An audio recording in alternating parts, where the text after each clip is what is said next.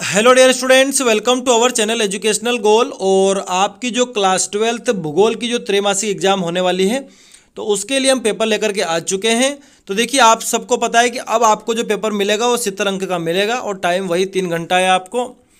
और यहाँ पर ये सारे निर्देश आपको दिए हुए हैं कि सभी प्रश्न हल करना अनिवार्य है और 1 से 4 तक वस्तुनिष्ठ है, 5 से 19 तक आंतरिक विकल्प दिए गए हैं और प्रश्न 18 से 19 में मानचित्र है। ठीक है, देखिए पहले 7 अंक के आपको विकल्प दिए हुए हैं। पहला है कि निम्नलिखित में से कौन सा भौगोलिक सूचना का स्रोत नहीं है, तो इसका जो उत्तर आ जाएगा वो हो जाएगा प्राचीन महाकाव्य।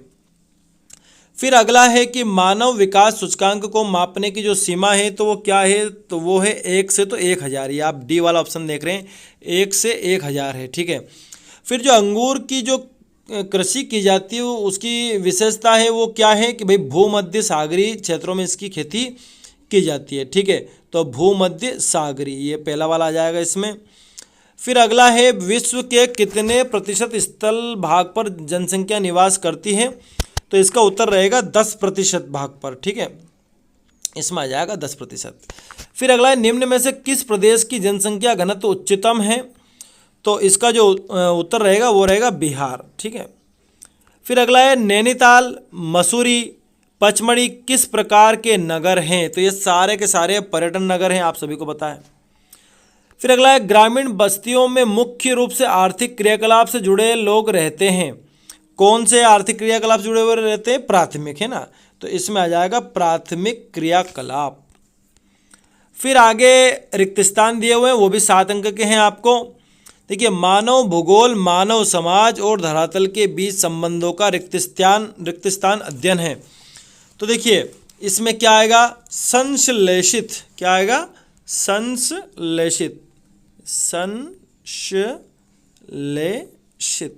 संश्लेषित अध्ययन है। ठीक है, फिर अगला है जनसंख्या वितरण को प्रभावित करने वाला सबसे प्रबल कारक रिक्त स्थान है, तो देखिए वो क्या है? जलवायु। दूसरे वाले में क्या आ जाएगा? जलवायु आ जाएगा, जलवायु। ठीक है, फिर अगला है अति उच्च मानव विकास का स्तर रिक्त स्थान होता है, तो देखिए 0.800 ये सबसे उच्च विकास स्तर होता है। ठीक है, कुनेन पौधे के छाल भाग से प्राप्त होता है, मतलब इसमें क्या आ जाएगा? छाल आ जाएगा, मतलब कुनेन जो होता है वो छाल से प्राप्त होता है। ठीक है, छाल।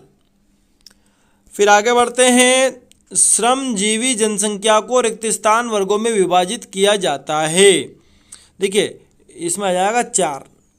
क्या आ जाएगा इसमें? 4। फिर अगला है पहाड़ी नगरों का विकास रिक्त स्थान नगरों के रूप में हुआ है, तो देखिए हिल स्टेशन। क्या आ जाएगा इसमें? Hill station. हिल स्टेशन मैं फिर से लिख देता हूँ, हिल स्टेशन। Hill station. ठीक है, स्टेशन आप लिख लीजिएगा। फिर अगला है कि भारत के भू अभिलेख का संधारण रिक्त स्थान विभाग करता है। भारतीय सर्वेक्षण विभाग। क्या जाएगा इसमें? भारतीय सर्वेक्षण विभाग में आंसर बोल रहा हूँ, आप लिख लीजिएगा भारतीय सर्वेक्षण विभाग। फिर आगे बढ़ते हैं, हम सही जोड़ी मिलाना है। देखिए इसमें है मानवतावादी विचारधारा, तो इसमें आ जाएगा 1970 का दशक। सर्वाधिक जनसंख्या वाला देश, तो इसमें आ जाएगा चीन। डॉक्टर अमर्त्य सेन ये अर्थशास्त्री हैं। ठीक है, झूम कृषि, तो भारत के पूर्वी राज्य। भारत के पूर्वी राज्य। सबसे कम क्षेत्रफल वाला प्रदेश, तो इसमें आ जाएगा गोवा। ग्रामीण बस्तियां ये किस काम में रहती है? संलग्न प्राथमिक क्षेत्र की गतिविधि जो करती है। ठीक है, तो ये आ जाएगा इसमें। गन्ना के लिए कौन आ गया? उत्तर प्रदेश। ठीक है, फिर अगला है एक वाक्य शब्द में उत्तर देना है कि पृथ्वी के भौतिक घटकों के नाम लिखिए। तो जो पृथ्वी के जो भौतिक घटक है वो क्या क्या है? मनुष्य, पेड़ पौधे और जीव जंतु। मनुष्य, पेड़ पौधे एवं जीव जंतु। ठीक है, आगे देखते हैं, एक स्थान से दूसरे स्थान तक जाने की प्रक्रिया क्या कहलाती है? उत्प्रवास। क्या कहलाती है? उत्प्रवास। उत्प्रवास।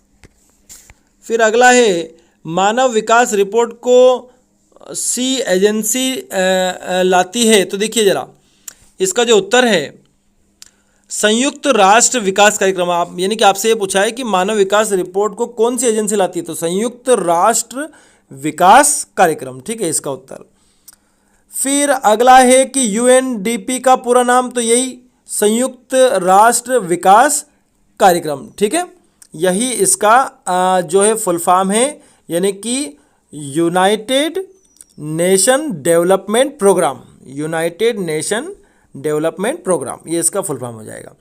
जनसंख्या घनत्व किसे कहते हैं, तो जनसंख्या बटे क्षेत्रफल, ठीक है, चाहे तो फार्मूला में लिख लीजिए या फिर आप कह सकते हैं कि प्रति इकाई क्षेत्र पर निवास करने वाले मनुष्य की संख्या को जनसंख्या घनत्व कहा जाता है, ठीक है, यानी कि 1 किलोमीटर के एरिया में कितने लोग रहते हैं, ऐसे भी आप उसको निकाल सकते हैं। तो आप कह सकते हैं जनसंख्या बटे क्षेत्रफल, सॉरी इसका उत्तर जो हम लेंगे बिल्कुल जनसंख्या बटे क्षेत्रफल। अगला है वे पत्तन नगर जो मुख्यतः आयात निर्यात में संलग्न रहते हैं क्या कहलाते हैं, तो देखिए उनको बोलते हैं परिवहन नगर, क्या बोलते हैं, परिवहन नगर। फिर अगला है 2011 की जनगणना के अनुसार भारत में कुल कितने 10 लाख ही नगर हैं, मतलब 10 लाख वाले कितने नगर है भारत में, तो 53 है, ठीक है, 53 ऐसे नगर हैं जो 10 लाख से ऊपर जनसंख्या है, ठीक है। अब 2 अंक वाले प्रश्न देख लेते हैं कि परिक्षिप्त बस्तियां किसे कहते हैं, उसके अथवा में ग्रामीण बस्तियों के बसावट की 2 प्रमुख विशेषताएं बतानी है, ठीक है। फिर अगला है 7वां कि जनसंख्या वृद्धि के घटक कौन कौन से लिखना है, या फिर सीमांत श्रमिक किसे कहते हैं। फिर 8वां प्रश्न है कृषि गहनता कैसे ज्ञात करते हैं, या फिर रेडजेल के अनुसार मानव भूगोल की परिभाषा लिखिए। फिर अगला प्रश्न है कि मानव के प्रकृतिकरण से क्या आशय है, अथवा संभववाद क्या है, इसको आपको बताना है। फिर अगला है नव निश्चयवाद से क्या आशय है, या फिर प्रवास के उपकर्ष कारकों को लिखना है। 11वां प्रश्न है जन्म दर क्या है, या फिर मानव विकास के 4 स्तंभों के नाम लिखिए। फिर 12वां प्रश्न है कि मानव विकास सूचकांक क्या है, या फिर स्थानांतरण कृषि या दहन कृषि किसे कहते हैं। 13वां प्रश्न है शुष्क क्षेत्रों में फसल उत्पादकता कम क्यों है, लिखिए, या फिर भारत में चाय की खेती कब और कहां से प्रारंभ हुई, इसको बताना है। 14वां प्रश्न है खनन को प्रभावित करने वाले कारक कौन कौन से, लिखना है, या फिर निर्वाह कृषि एवं रोपण कृषि में अंतर स्पष्ट करना है। 15वां प्रश्न है जनसंख्या नियंत्रण के उपायों को लिखिए, या फिर जनसंख्या वृद्धि के कारण लिखिए। 16वां प्रश्न है कि ग्रामीण बस्तियों के प्रकारों का वर्णन कीजिए, या फिर विश्व स्तर में सहकारी कृषि कहाँ फलित हुई, लिखिए। 17वां प्रश्न है कि विश्व जनसंख्या को प्रभावित करने वाले भौगोलिक एवं आर्थिक कारणों का वर्णन कीजिए, या फिर पर्वतीय क्षेत्रों में रोपण कृषि लाभदायक होती है, कोई 4 कारण लिखिए। फिर 18वां प्रश्न मानचित्र के लिए है, आपको विभिन्न ये जो क्षेत्र दर्शाने हैं, इंडोनेशिया, ब्राज़ील विश्व मानचित्र पर, विश्व के निर्वहन संग्रहण के क्षेत्र, मैक्सिको, सोवियत रूस, ऑस्ट्रेलिया, महान झील प्रदेश, सेंट पीटर्सबर्ग, संयुक्त राज्य अमेरिका, थाईलैंड, या फिर आपको 19वां प्रश्न फिर से मिला है कि भारत के मानचित्र पर आपको दर्शाना है मुंबई, गोवा, गुवाहाटी, जयपुर प्रमुख चावल उत्पादक राज्य, प्रमुख चाय उत्पादक राज्य, ठीक है। और भी है प्रमुख कपास उत्पादक राज्य गंगा नदी, अरब सागर और नर्मदा नदी। ये इतने सारे आपको प्रश्न हैं। वीडियो अंत तक देखने के लिए धन्यवाद। Thanks for watching this video.